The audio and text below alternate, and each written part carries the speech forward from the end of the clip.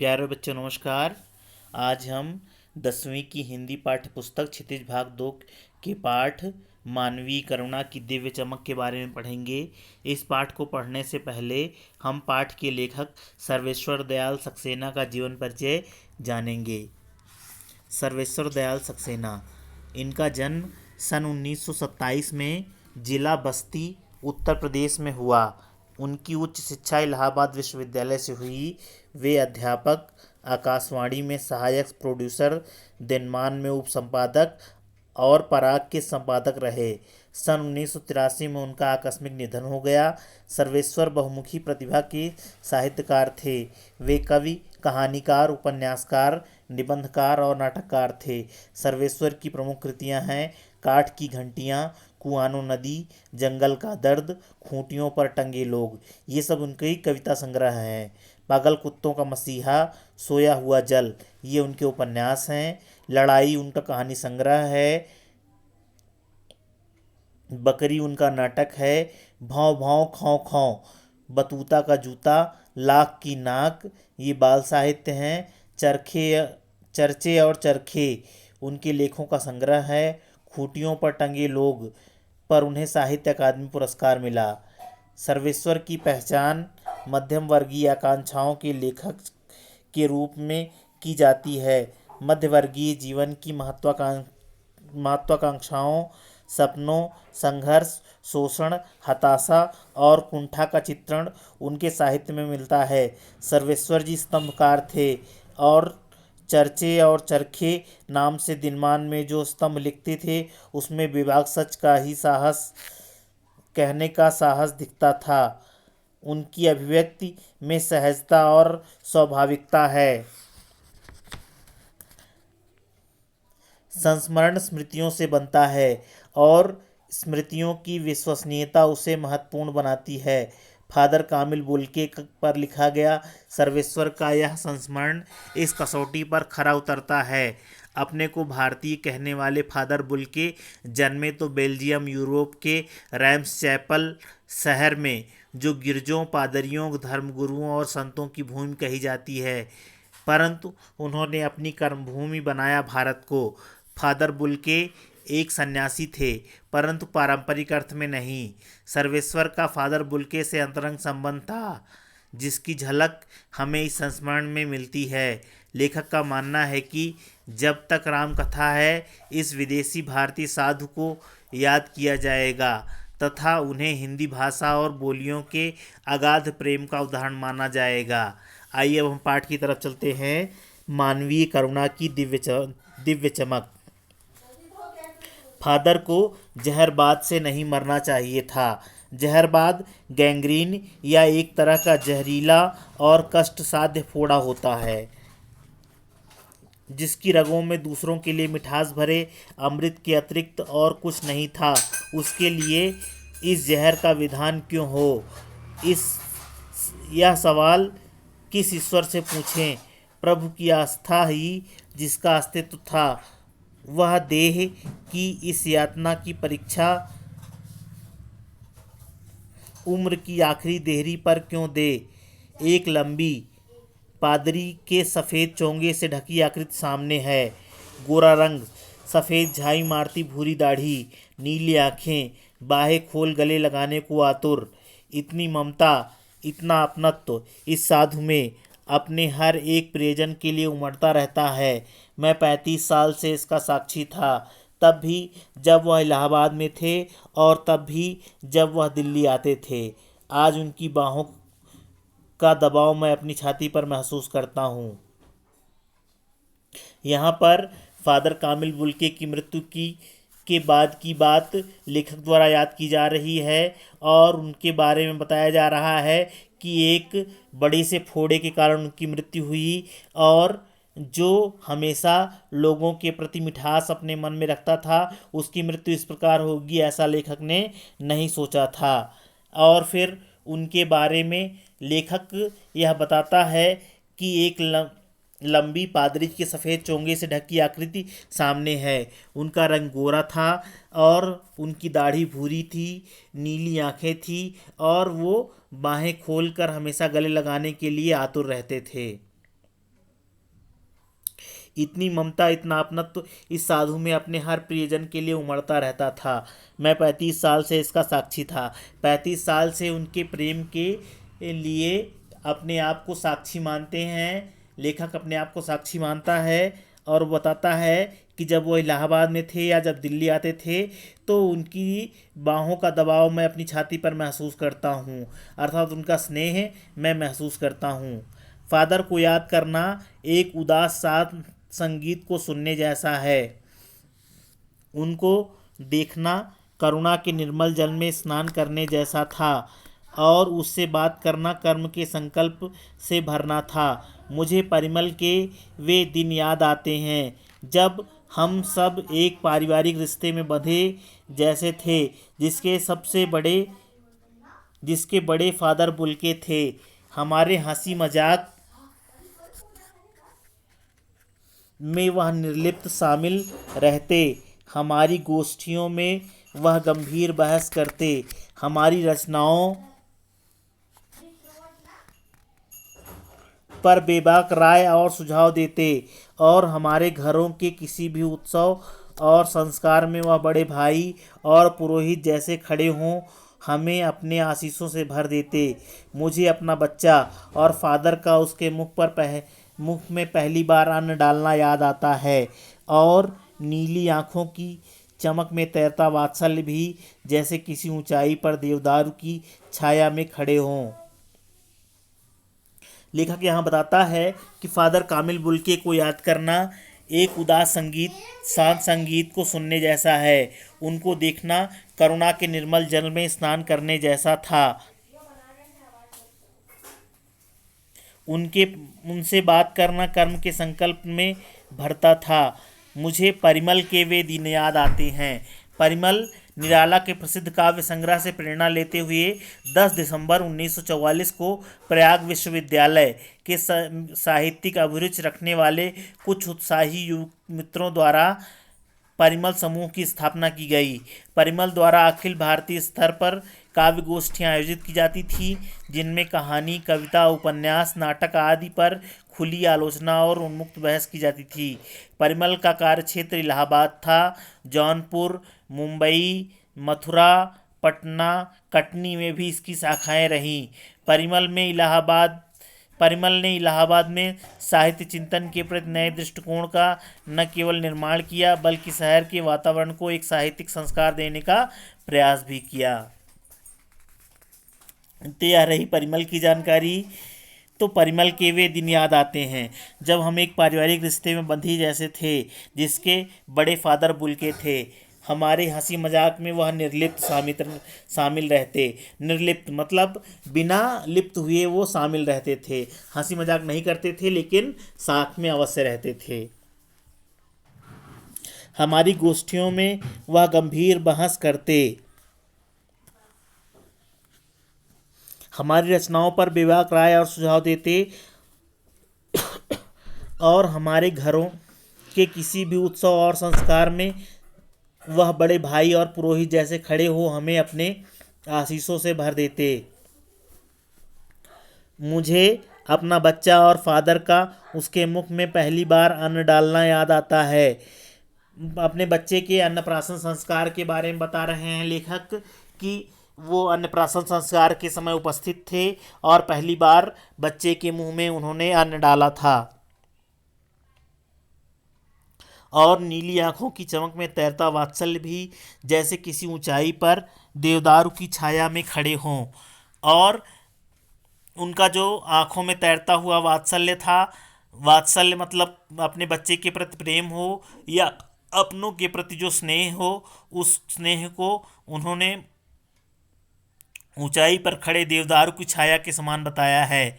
कहाँ से शुरू करें? इलाहाबाद की सड़कों पर फादर की साइकिल चलती दिख रही है। वह हमारे पास आकर रुकती है, मुस्कुराते हुए उतरते हैं। देखिए देखिए, मैंने उसे पढ़ लिया और मैं कहना चाहता हूँ, उनको क्रोध में कभी नहीं देखा, आवेश में देखा है और ममता तथा प्यार में लबालब छलकता महसूस किया है। अक्सर उन्हें देखकर लगता है कि बेल्जियम में इंजीनियरिंग के अंतिम वर्ष में पहुंचकर उनके मन में सन्यासी बनने की इच्छा कैसे जाग गई, जबकि घर भरा पूरा था, 2 भाई 1 बहन, माँ पिता सभी थे। यहाँ पर लेखक ने फादर कामिल बुल्के के बारे में बताना शुरू किया है और बताया है कि इलाहाबाद की सड़कों पर फादर की साइकिल चलती दिख रही है और वह हमारे पास आकर रुकती है। मुस्कुराते हुए फादर उतरते हैं और बताते हैं, बात करते हुए कहते हैं कि मैंने कोई अमुक पुस्तक पढ़ ली है और उसके बारे में मैं कहना चाहता हूँ। उनको कभी क्रोध में नहीं देखा, आवेश में नहीं देखा, ममता और प्यार से लबालब छलकता महसूस किया है। अक्सर उन्हें देखकर लगता है कि बेल्जियम में इंजीनियरिंग के अंतिम वर्ष में पहुंचकर उनके मन में सन्यासी बनने की इच्छा कैसे जाग गई, जबकि उनका घर भरा पूरा था, 2 भाई 1 बहन और माँ पिता सभी उनके घर में थे। लेखक आगे पूछता है, आपको अपने देश की याद आती है? मेरा देश तो अब भारत है। फादर मुस्कुराकर जवाब देते हैं कि मेरा देश तो अब भारत है। मैं जन्मभूमि की पूछ रहा हूँ। हाँ, आती है, बहुत सुंदर है मेरी जन्मभूमि रैमशैपल। फिर लेखक पूछता है कि आपको अपनी जन्मभूमि की याद आती है? तो उन्होंने उत्तर दिया कि हाँ, मुझे मेरी जन्मभूमि की याद आती है। मेरी जन्मभूमि बहुत सुंदर है, रैमशैपल। जन्मभूमि का नाम रैमशैपल है और वो बहुत सुंदर है। घर में किसी की याद, माँ की याद आती है, बहुत याद आती है। और पूछने पर कि घर में किसी की याद आती है, तो फादर कामिल बुल्के का जवाब आता है कि हाँ, माँ की याद आती है, बहुत याद आती है। फिर अक्सर माँ की स्मृति में डूब जाते देखा है। उनकी माँ की चिट्ठियाँ अक्सर उनके पास आती थीं। उन अपने अभिन्न मित्र डॉक्टर रघुवंश को वह उन चिट्ठियों को दिखाते।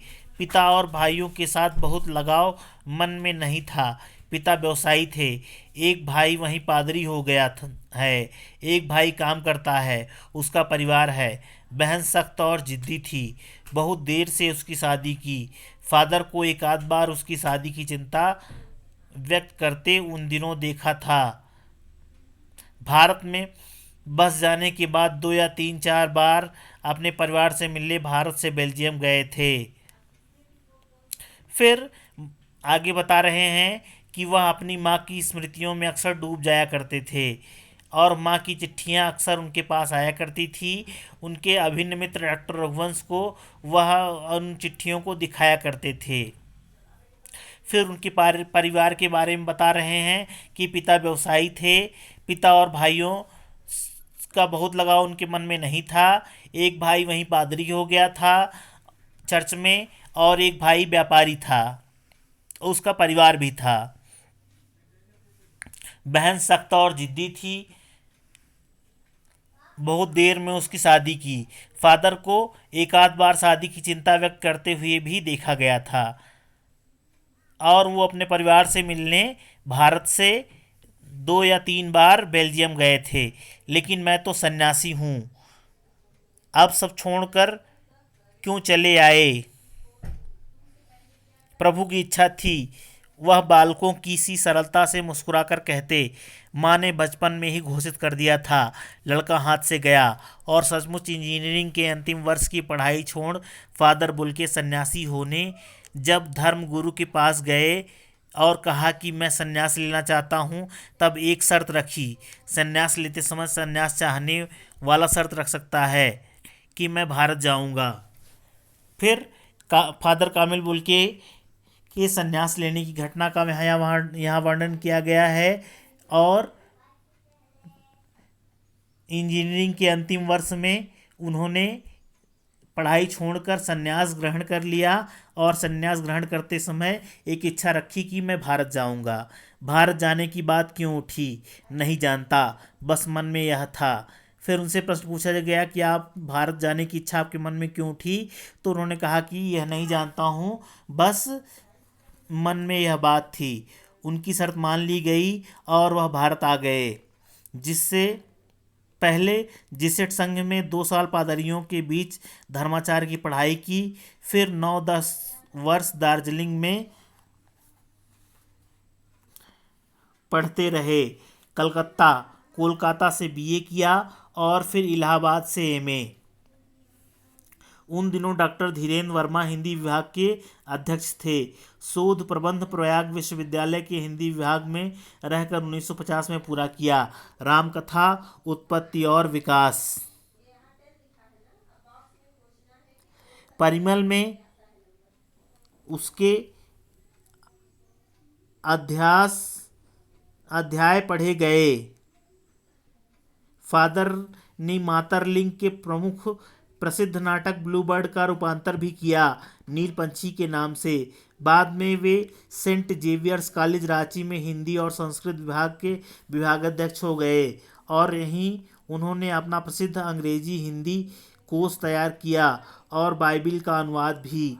और वहीं बीमार पड़े, पटना आए, दिल्ली आए और चले गए। 47 वर्ष देश में रहकर और 73 वर्ष की जिंदगी जीकर। यहाँ पर उनके शैक्षिक क्रियाकलाप के बारे में बताया गया है कि कलकत्ता से उन्होंने बीए किया, 9-10 वर्ष दार्जिलिंग में पढ़ते रहे और इलाहाबाद से एमए किया। डॉक्टर धीरेन्द्र वर्मा के कुशल नेतृत्व में उन्होंने अपना शोध प्रबंध रामकथा उत्पत्ति और विकास पूरा किया। परिमल के में उनके अध्याय पढ़े गए और मातरलिंग का प्रसिद्ध नाटक ब्लू बर्ड का हिंदी रूपांतर भी उन्होंने किया नीलपंछी नाम से। और 73 वर्ष की उम्र में वे बीमारी की स्थिति में उनका निधन हो गया। फादर बुल्के संकल्प से सन्यासी थे। कभी कभी लगता है वह मन से सन्यासी नहीं थे। रिश्ता बनाते थे तो तोड़ते नहीं थे। 10 साल बाद मिलने के बाद भी उसकी गंध महसूस होती थी।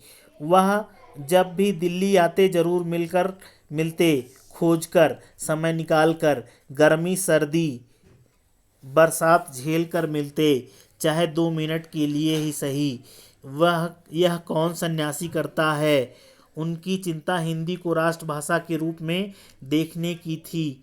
हर मंच से इसकी तकलीफ बयान करते, इसके लिए काट्य तर्क देते। बस इसी एक सवाल पर उन्हें झुंझलाता देखा है और हिंदी वालों द्वारा ही हिंदी की उपेक्षा करने पर दुख करते उन्हें पाया है। घर परिवार के बारे में, निजी दुख तकलीफ के बारे में पूछना उनका स्वभाव था और बड़े से बड़े दुख में उनके मुख से सांत्वना के जादू भरे 2 शब्द सुनना एक ऐसी रोशनी से भर देता था जो किसी गहरी तपस्या से जन्मती है। हर मौत दिखाती है जीवन को नई राह।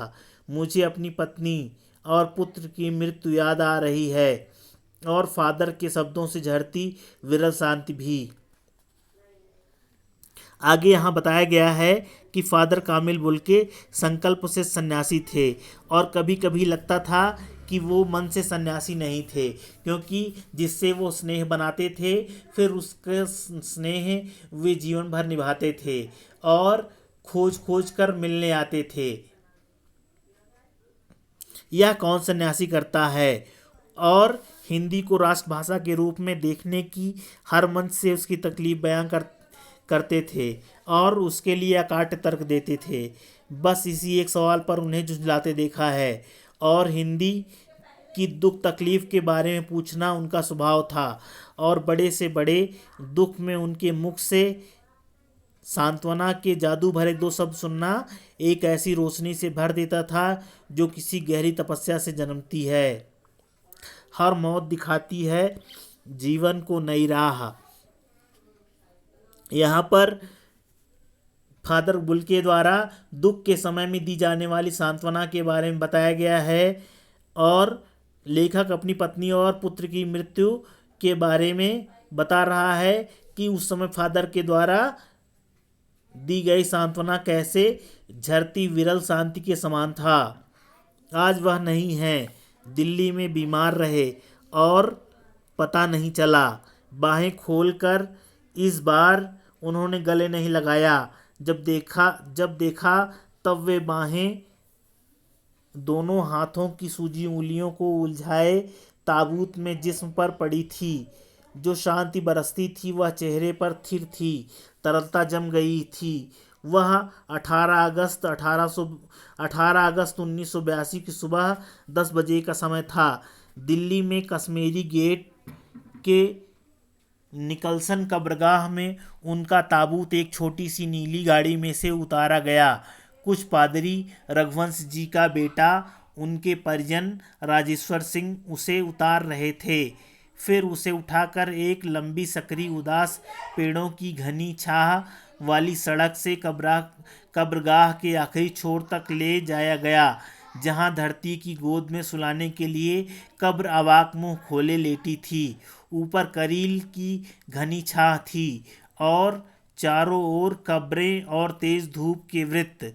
जैनेन्द्र कुमार, विजेंद्र स्नातक, अमित कुमार, डॉक्टर निर्मला जैन और मसीही समुदाय के लोग, पादरीगण, उनके बीच में गैरिक वसन पहने इलाहाबाद के प्रसिद्ध विज्ञान स्नातक डॉक्टर सत्यप्रकाश और डॉक्टर रघुवंश भी, जो अकेले उस सकरी सड़क की ठंडी उदासी में बहुत पहले से खामोश दुख की किन्हीं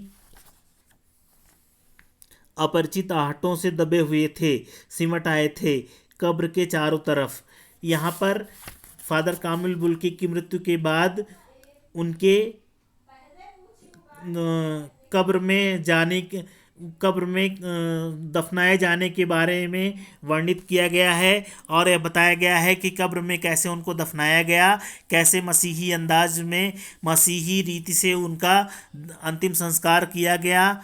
कब्रगाह के आखिरी छोर तक उनको लाया गया। धरती की गोद में सुलाने के लिए कब्र अवाक मुंह खोले लेटी थी और ऊपर से करील की घनी छाह थी। ये यहाँ बताया गया है कौन कौन से लोग वहाँ उपस्थित थे। इसमें विज्ञान स्नातक doctor Satyaprakash, doctor Raghuvansh, doctor Nirmala, Jainendra Kumar, Vijendra Snatak, Amit Kumar, Nirmala Jain, ये सब लोग वहाँ पर पहले से ही उपस्थित थे। फादर की देह पहले कब्र के ऊपर लिटाई गई। मसीही विधि से अंतिम संस्कार शुरू हुआ रांची के फादर पास्कल तोयना के द्वारा। उन्होंने हिंदी में मसीही विधि से प्रार्थना की। फिर सेंट जेवियर्स के रेक्टर फादर पास्कल ने उनके जीवन और कर्म पर श्रद्धांजलि अर्पित करते हुए कहा, फादर बुल्के धरती से जा रहे हैं, इस धरती में ऐसे रत्न और पैदा हों। डॉक्टर सत्यप्रकाश ने अपनी श्रद्धांजलि में उनके अनुकरणीय जीवन को नमन किया। फिर देह कब्र में उतार दी गई। फिर यहाँ पर जब कब्रगाह में देह को उतारा गया, उसके पहले उनके कार्यों को याद किया गया। डॉक्टर सत्यप्रकाश और सेंट जेवियर्स के रेक्टर फादर पास्कल ने उनके जीवन के बारे में, जीवन के अच्छाइयों के बारे में याद किया। मैं नहीं जानता इस सन्यासी ने कभी सोचा था या नहीं कि उसकी मृत्यु पर कोई रोएगा, लेकिन उस क्षण रोने वालों की कमी नहीं थी। नम आँखों को गिनना स्याही फैलाना है। इस तरह हमारे बीच से वह चला गया जो हमें से सबसे अधिक छायादार, फल फूल गंध से भरा और सबसे अलग, सबका होकर सबसे ऊंचाई पर मानवीय करुणा की दिव्य चमक में लहलहाता खड़ा था, जिसकी स्मृति हम सबके मन में, जो उनके निकट थे, किसी यज्ञ की पवित्र आग की आँच की तरह आजीवन बनी रहेगी। मैं उस पवित्र ज्योति की याद में श्रद्धानत हूँ।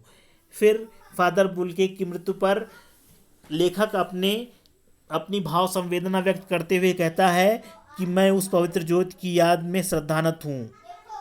उसकी स्मृति हमेशा हमारे मन में रहेगी और वह पवित्र आग की आँच की तरह आजीवन बनी रहेगी। इस बीच वह हमारे बीच से चला गया और वह सबसे अधिक छायादार, फल फूल और गंध से भरा, सबसे अलग, सबका होकर सबसे ऊंचाई पर मानवीय करुणा की दिव्य चमक में लहलहाता खड़ा था। उसकी स्मृति हम सबके मन में, सबके उनके निकट में किसी यज्ञ की पवित्र आग की आँच की तरह आजीवन बनी रहेगी। इस प्रकार फादर बुल्के की अंतिम यात्रा का वर्णन लेखक ने अपने शब्दों में बड़े मार्मिक ढंग से किया है।